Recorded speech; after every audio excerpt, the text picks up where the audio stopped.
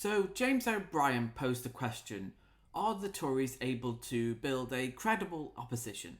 And he had a crazy caller go on about all kinds of crazy illiberal nonsense. So, I want to break it down and laugh at this guy. So, let's get straight into it.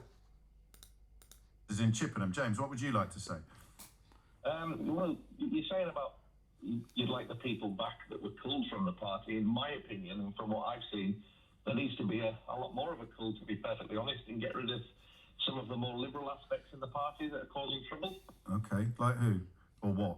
Well, I'm obviously not going to mention names. Why not? But there's plenty that it wouldn't be right there because I'm on about in the local Conservative Association. What in Chippenham? Yeah. Oh, yeah, okay. There's plenty of people in there. No, well, that would be a bit pointless, mentioning the names of people in the Chippenham Local Conservative Association. But what do we mean when we talk about liberal tendencies? What is the rot that you're identifying when you use that word? Well, I think it stems back to when David Cameron was leader. He was picking candidates for the election and basically dictating to local constituencies, you will have this candidate. If you don't, I will impose an all-female shortlist on you. On your constituency, and basically picking candidates that just were standing just for the fact that they wanted to be an MP. Well, that's the main reason. That is the main reason for standing, isn't it? Yeah, but you can't really pick someone who was going to pick to be a candidate for the Labour Party and then decides to be a candidate for the Conservative Party. So you've got a big problem with Lee Anderson then, presumably. Out of all of the people in the Conservative Party at the moment, he's the one that only talks Conservative. But he's not in the Conservative Party at the moment. Well, yeah. And he used to be in the Labour Party. I don't know why. I just had an inkling you might like him, and yet he's moved from the Labour Party to the Conservative Party to reform. So he's the living embodiment of everything that you've rung in to condemn. Well, I think he would be. I don't think he's not leadership material. That's perfectly honest. Well, that's a bit unfair on the fella, but anyway, let's park that for a moment and go back to this notion of you're not saying there's too many women in the Conservative Party, are you? Or are you? Possibly you are. No, definitely not. No. Because one of the most successful prime ministers we've ever had in this country was a female, and she was a Conservative. That's right, Theresa May. That was a joke. No, that was a joke. So I don't know that David Cameron did introduce all women shortlists. If he did, it was only ever on. He threatened to and had numerous. Well, no, he said he was open to the idea of it, but insisted that it would always be voluntary. It's an odd. I mean, I think for people listening, it's an odd thing to pick if we're trying to work out how the Tory party. No, I wasn't saying as in the problem is having all female shortlists. I was saying that you've got him acting like a dictator. But he didn't. He didn't. He said it would. I mean, he said in the event of it happening, it would be voluntary. So, in terms of the path back, I mean, the parliamentary party, not the Chippenham constituency party. Who should they be getting rid of, or what do you want to see less of, or more of? More conservatives, less woke would be good for a start. What does that mean? We've just got people who are not. They don't have traditional conservative values. Like what? Like what? Go back to David Cameron, the gay marriage. That was, in my opinion, was designed as a wind up membership, as it affected so many people. I think David Cameron, in conjunction with the Liberal Democrats, of course, brought in equal marriage to wind up members of his own party. He just liked to appeal to the Guardian newspaper and the BBC. So it's actually interesting to see a Conservative go mask off on gay marriage. Usually they kind of optically it's kind of seen as good to not oppose gay marriage. You know, if you do, just do it quietly. But to see someone mask off about it, it's actually quite interesting because I think there is that acceptance for gay marriage in a lot of Conservative circles. And the fact he is kind of showing his hand here, I think is really interesting.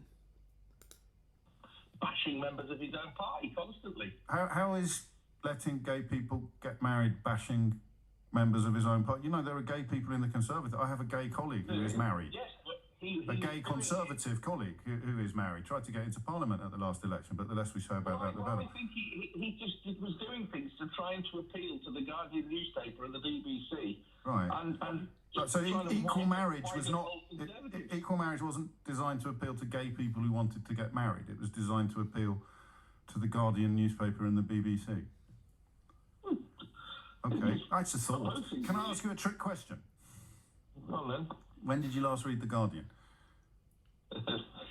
Never. And here you are. Should we try one more thing that they could do in order what would we do? Repeal equal marriage?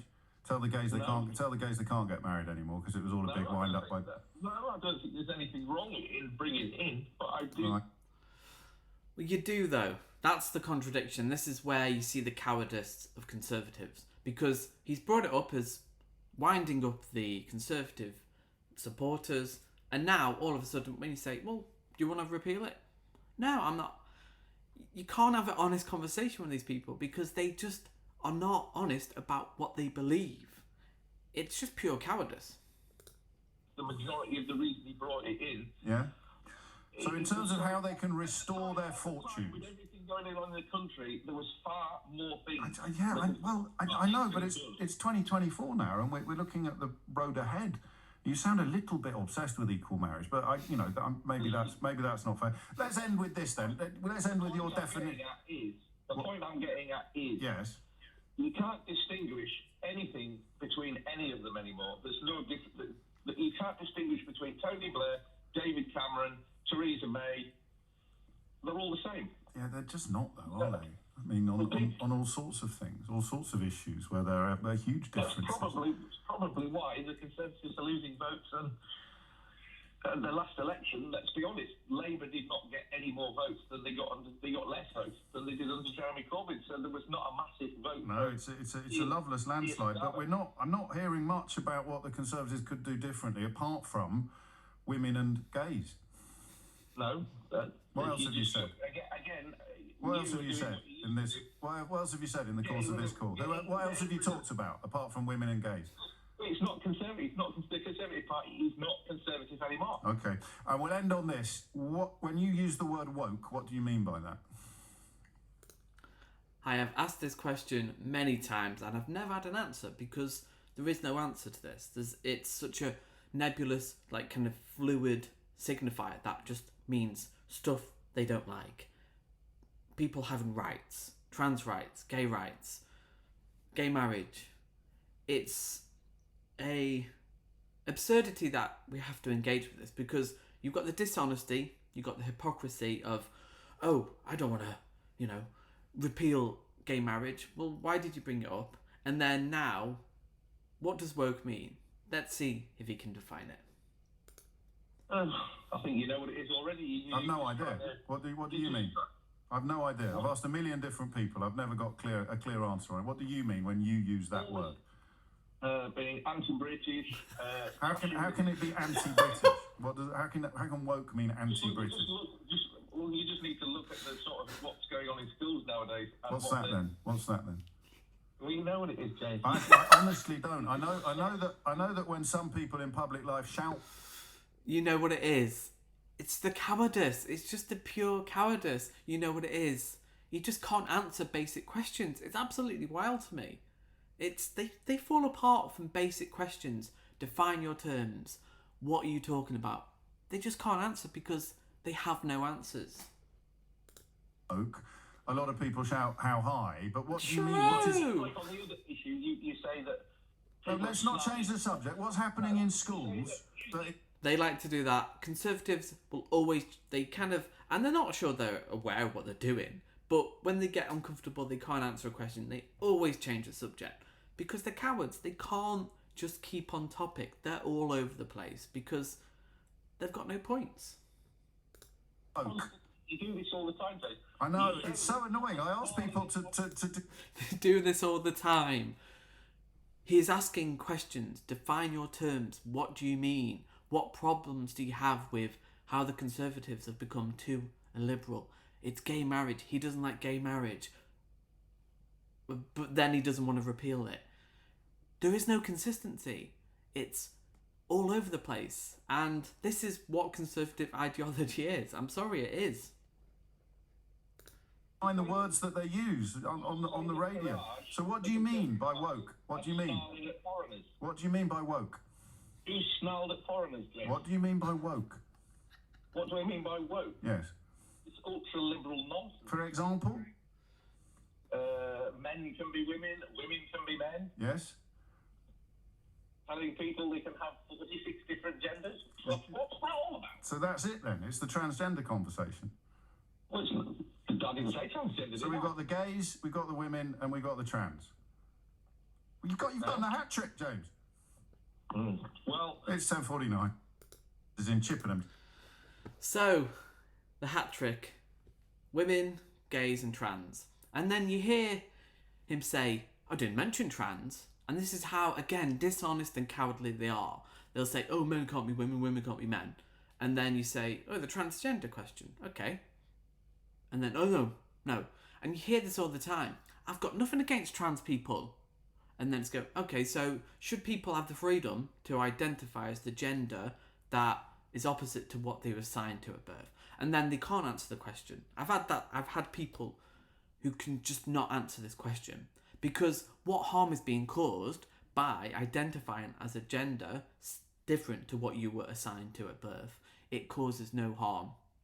Simple as that. It's just simple. And then you ask for evidence. What harm is being caused? There is no evidence. So there's no problem. But it's cowards like these who, essentially conservatism, traditional values, is just a logical fallacy. It's an appeal to tradition, which is a logical fallacy. It's meaningless. And their whole philosophy is just based on nothing. It's based on feelings, intuition, contradiction, hypocrisy. He brings up gay marriage and then isn't against it. We know obviously he is, but he's too coward. He's just too much of a coward to say what he believes. And then, I'm not talking about trans people. Yes, you are. And obviously you have a problem with trans people and people having freedom to express in ways that don't harm anybody. It's pure cowardice, and we need to call it out more, because these people have nothing. It's all feelings, it's all intuition, it's all logical fallacy. So it's nice to see it, because James O'Brien is just genius. He just asks basic questions. What do you mean by this? Define your terms. What's your problem? And they crumble. They crumble because they have nothing but the feelings. So that's all I have for you today. I'll see you in the next video.